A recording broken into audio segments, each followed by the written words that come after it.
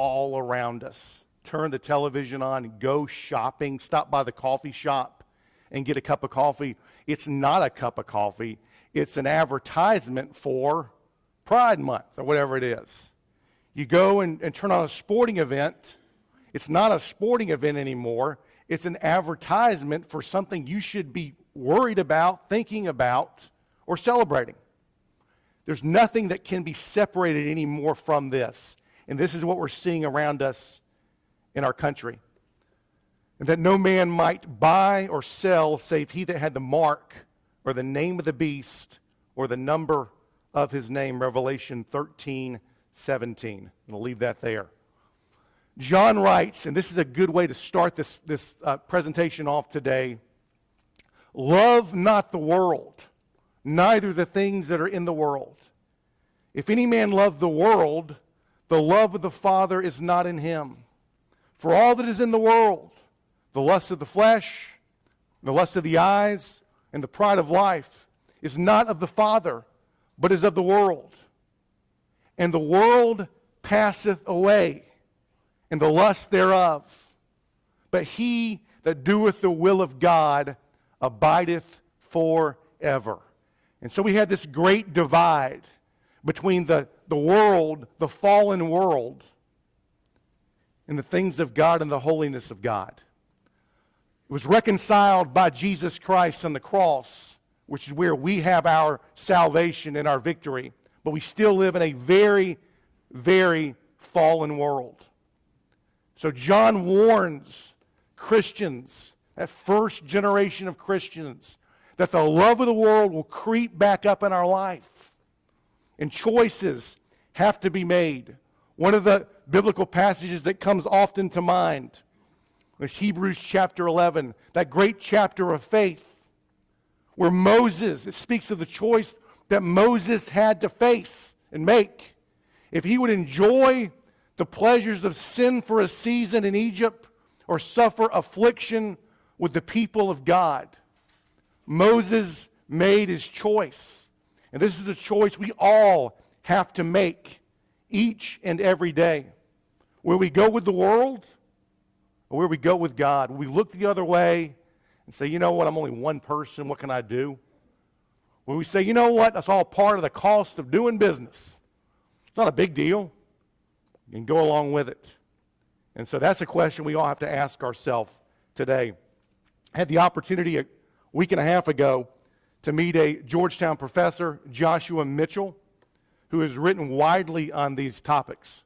I'm going to recommend his book at the end of the session today. But he writes in an article in First Things, not our First Things, different First Things. Identity politics is an American awakening without God and without forgiveness. Like Christianity, it seeks to overcome the curse of death. Like Christianity, it seeks to overcome sin.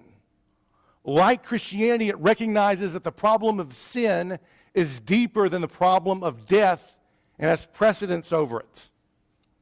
Identity politics does not overcome sin as Christianity does through Christ, the sacrificial scapegoat who takes upon himself the sin of the world. Identity politics overcomes sin by offering up a mortal scapegoat, the white heterosexual man who, if sacrificed and purged, will cleanse the world of stain. Powerful words from Professor Mitchell. As I listened to him speak a week and a half ago, he made this compelling argument, and I've started reading his book as well. And he says DEI is the modern equivalent of the new religion's Passover ritual, where companies put on their lintel, instead of the blood of the sacrificed lamb, they put on their lintel, we stand with Black Lives Matter. Maybe a Ukrainian sign on their Facebook page, whatever it is, that the culture itself is embracing at the moment. They put that on there, not because they really do anything about it, but they're doing that so the social cultural war will pass over them and go to someone else. We see this with companies. I was reminded of this again with my company. as the CEO stood there, it was clear he doesn't believe in it. He's doing it because we have to, because we're a publicly traded company, and it's the cost of doing business. It's an inconvenience, but it's the way the system works. And the problem is that many people who think similar to the way we think are not going to be bold enough to stand up and do anything about it. They will parrot their company's views, many without believing it, just to go along to get along. I had a classic example of this as I was driving home from Atlanta about people parroting their company's training without actually believing it. I was in a Chick-fil-A drive-thru near Atlanta about noon, so you can imagine there's more traffic actually in Chick-fil-A than there was in the entire city of Atlanta. 15 lanes merging to one at the drive-thru. Follow that truck who follows that. You get the picture. So I get up, getting ready for my food, finally made my way up, and the truck in front of me, the young college person walks up to it, going to deliver the order, but they didn't get the name right. And she starts reading through the order, and the person cuts her off. And they get in this kind of a nasty exchange. First time ever in the history of Chick-fil-A, a Chick-fil-A worker has been not nice, okay? So the person is literally like, be quiet and let me read the order. And the person's like, bah, bah, bah, bah, back at it. I'm just cracking up, sitting behind him in the line. And they get through, the person snatches the food, because it was his order, and said, okay, bye. And the girl who's working there says, my pleasure. I'm not making this up. Parroting the company's training without actually believing it, okay? That's where we're at. Again, as a country, with those of us who work for many publicly traded companies, the identity politics has crept into the corporations, or vice versa in many cases, where the corporations are driving the identity politics, and we find ourselves here today. Is it a new thought? It's more than that. It's a new religion. This has all the hallmarks of a religion. I put a few headlines up here. We could talk all day long. I don't have to look hard for examples, I promise you. Look at the news today if you want to look at examples. A few. Bank of America, Citigroup restrict loans to the gun industry. This is a publicly traded corporation deciding who they're going to do business with. Companies including Yelp and Citigroup have recently said they will reimburse employees who travel to circumvent local abortion restrictions. Now keep in mind, this is with the leaked abortion ruling. All right, that hasn't even been made yet, and you saw all the corporations that came out the next day or the day after that and said, we're going to stand for your choice. We're going to pay $4,000 to $6,000 so you can get an abortion in a different state. I'm thinking, where is that for regular health coverage, right? For your company. But no, they circled immediately and did this. Back in 2016, Governor Deal of Georgia, if y'all remember, the religious freedom bill was going through. This is the governor previous to Governor Kemp. He's a Republican. And the bill, and I'm quoting here, would have allowed faith-based organizations to refuse service to gay and transgender people. That's the bad way of saying, if you're a baker, you wouldn't have to do a gay wedding, homosexual wedding. It was a religious freedom bill that had a lot of momentum until what happened? Disney, the National Football League, Coca-Cola, and others threatened to pull business out of the state. Here it goes through, and here come the big corporations and say, you do this, we're moving our business out of the state. You're the governor of the state.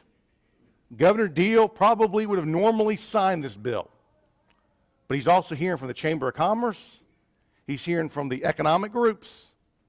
He's kind of leaning toward the economic ideas anyway. What do?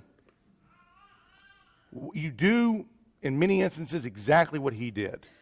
He folded. If you ever been to Atlanta before, home of Coca-Cola.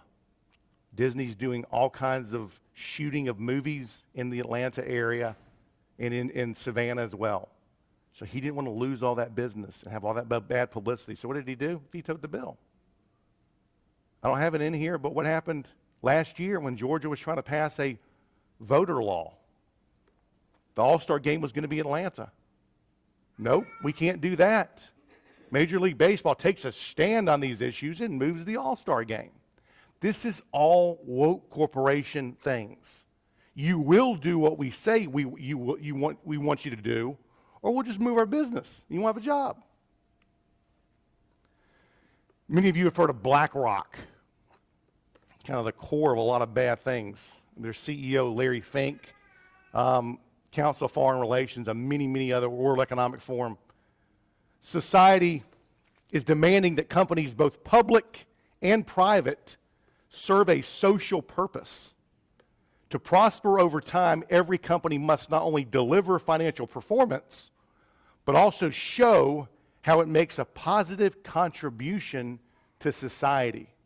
And here's the core issue. What determines a positive contribution to society? It's not our definition anymore, I can assure you of that. Their positive contribution to society is anti-biblical, anti-American founding, and it is taking our country in a direction that we've seen in other countries where they end up. And we'll get into that in a minute. Vivek Ramaswamy, many of you have also heard of him. He's a billionaire, founded a company. He's not a Christian. He's not even that conservative. But he saw the direction of his own company, and guess what? He left his own company because it was so woke. And he wrote a book about it, and I'll recommend that at the end as well. This new woke industrial leviathan gains its power by dividing us as a people. When corporations tell us what social values we're supposed to adopt, they take America as a whole and divide us into tribes. That makes it easier for them to make a buck, but it also coaxes us into adopting new identities based on skin-deep characteristics and flimsy social causes that supplant our deeper shared identity as Americans. So they basically divide us and put us in tribes. And so the person then that is a homosexual has more social value than somebody that's a heterosexual. And it goes on from there. Corporations win, he writes. Woke activists win. Celebrities win. Even the Chinese Communist Party finds a way to win. But the losers of this game are the American people, including both sincere progressives who are used as pawns and everyday conservatives who are silenced, are hollowed out institutions, and American democracy itself. The subversion of American by this new form of capitalism isn't just a bug, as they say in Silicon Valley, it's a feature. So this isn't just a little part of a problem with the new experiment that we're going to work out, and then it's going to be great. This is the new experiment, pushing values on us. And so we've seen the rise of woke capitalism. Corporations are using their power to proselytize the world to their positions on social issues, consistently using the mega bullhorn that they have. Apps on your phone, the way you do business, it's a constant barrage of this information. 90% of Fortune 500 companies have diversity offices. That number is actually creeping to closer to 95%. Promoting the doctrine of diversity, inclusion, and equity primarily. So they now have officers in charge of this that you're hiring as a company and bringing people together. Is it the cost of doing business, like my CEO said? Responses to real-world conditions or expressions of progressive religions. So are they really reacting to people being mistreated? Is it worse now than it ever was and people being mistreated? No. But they're doing it because it's a political and a religious agenda from the pit of hell. Hang on and I'll tell you what I really think. This was a wheel that's used and it's probably difficult to see from where you are, but this is a wheel that's used in diversity training. And so you have your core in the middle, your personality, and these things that are unchangeable. I know this because I went through this training. National origin, ethnicity, gender, sexual orientation, race, all this stuff is the core, okay? This is who makes you who you are. But you've noticed outside that is we're going to get belief systems and religions are on the next line out, along with your interests, education, socioeconomic status, geographic location. So what can change? Where I live. What can change? The team I root for. What can change in their mind? My religion. It's that changeable. And so the core of the circle trumps everything else outside of that. And this is important because the day one of diversity training, they train you on this. And so sexual orientation is much more important than what? Your religion. And so if your religion steps on their sexual orientation, who wins that conversation? The person who's closer into the circle. So they're going to win that conversation. So if your religion steps on their sexual orientation, you need to step back, keep that at home or at the church, and don't bring that in the office. President Obama consistently used the term, he didn't use freedom of religion, he used freedom of worship. In other words, that was a very mindful thing that they were doing to redefine the terms. Religion goes with you everywhere. Worship you do, we understand you do it everywhere, but they meant at church. Freedom of worship, you do it at church, it stays there. Whatever you believe, whatever. But it doesn't come with you to the school, to the place of business, or anywhere else. And that's where they're getting us. And so the challenge begins with diversity training on day one. And I did. I challenged this right here. Even though that day was a wonderful day of how to communicate with different learning styles. But this was the foot in the door. And be wary, whether it's in the church or outside the church, when organizations are allowed a foothold in. Even if they seem wonderful, but you see in their mission statement that their job is to diversify, replant, change church makeup, or change other things. Be aware that it never stops with different learning styles. It always ends up in the political agenda and religious agenda of forcing the beliefs onto you that go against the Word of God. They're using these things, and I'm going to get close to wrapping up here. I've talked too long already. We'll wrap up in 5 minutes. Social credit scores are being used now on companies that are traded on the S&P 500. It's environmental, it's ESG, environmental, social, and governance. And when we say environmental, social, and governance, they often define that differently than we do.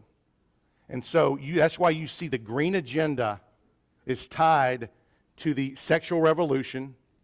That's tied to a lot of these other areas. You cannot separate this movement. So why the Supreme Court Justice, when she was nominated as a first, remember what President Biden said? I will nominate a black woman to the Supreme Court. Before he ever made any decision, he said, this is going to be who I'm going to nominate. This was why she's sitting there. It was already pre-selected. She celebrated as a black female, black woman, sitting in the confirmation. She's there as a black female. We knew this going in politically. Is asked, how do you define a woman?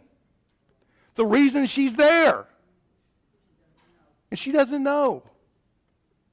Why doesn't she know? Because it's a politically charged issue now. And you can't, on that side, be willing to speak the truth on that issue because you're cutting off the base of all these things that are tied together. And you see it when corporations talk about green energy or any of these other things. I love nature. I enjoy clean air. I enjoy clean water. I love to walk around in the woods and see the birds. I like that stuff. But it's different when we're talking about it than what they're talking about. Social credit scores, ESG scores. We're not going to get into the politics or surveillance, but if you have social media, again, continuing to control you via those methods. China, we see what's happening in China, and we talked about China a couple of semesters ago on what's going on in the control of people not being able to travel if their social credit score reached a certain level. Okay, cashless society, you can't buy a train ticket to travel. Of course, you have a car. Train ticket to travel if your social credit score reaches a certain level.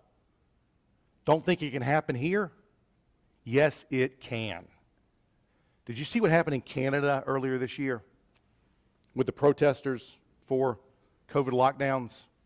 In case you missed it, COVID lockdowns occurred. There was that big trucker protest that you saw. One of the things that happened with their bank accounts, the protesters' bank accounts, they were frozen. You couldn't get money out of your own bank account. That's how you drive people to obey. You control all aspects of their life. And we see that. We are becoming a society that lives a lie, marches in groupthink, and therefore will readily acquiesce to a social credit system that offers stability, a public mark of acceptance, and social harmony. Objects in mirror are closer than they appear. In fact, as I'm arguing today, they're already here. The Trojan horse isn't outside the gate. It's well established inside the gate, and the soldiers are walking out of it without any problem. I've already infiltrated. This will lead to persecution. Paul's words in Romans 13, knowing the time that now is high time to awake out of sleep, it's past time. A little bit of practical advice as we end. Families, the family unit must be strengthened. Take time to be a dad and a mom to your children. Fathers, take the lead in your homes and be the spiritual head that God's called you to be. We need to reinstitute family devotions in our homes. Turn the television off if it's leading to bad things in your home. Most of what's on television doesn't need to be watched anyway. Churches, the church must stand for truth and not allow itself to function like a woke corporation. The church should not be like the world. We do not need to hear parroted at church what we're hearing in the world as far as woke language these days. In too many churches, you're hearing exactly that. Citizens, be active citizens. Use the means that we have been blessed with to influence our communities, local businesses, and politics. What does that mean? Vote. Vote. Call your politicians. Develop a relationship. Stop buying from companies that are actually pushing these terrible values. Sometimes there's not a choice. Sometimes it's like every company does it. But when there's an opportunity, don't do it. You don't need Netflix. You don't need the Disney Channel. I'm sorry I didn't say that on this, but I did. Cut it off. Consumers, support companies that do not adhere to woke statement of faith. And influence those that do by being vocal and do not support them when possible. Make a phone call. Not everybody will have the opportunity to talk to the CEO of the company they work for. That was a grace given by God in that area. But you know what? We can talk to the local branches. We can vote with our wallets. We can do things like that. As churches, who do we do business with as a financial institution? Are the institutions that push this consistently? There's some banks that are worse than others. Employees, speak up at your workplaces and pray for opportunities and wisdom to let your light shine before men so they may see your good works and glorify your Father which is in heaven. We need to pray for those opportunities, and if we do, the Lord will give it to us. Don't fear man. Fear of man bringeth a snare. For God has not given us the spirit of fear, of power and of love and of a sound mind. Fear God. Be aware of what's coming, what's already here. And then remember that we are all sinful. Okay? So as we look around us and people are being canceled and other people are not, remember that we're all sinners in need of a Savior. And Jesus Christ is His name.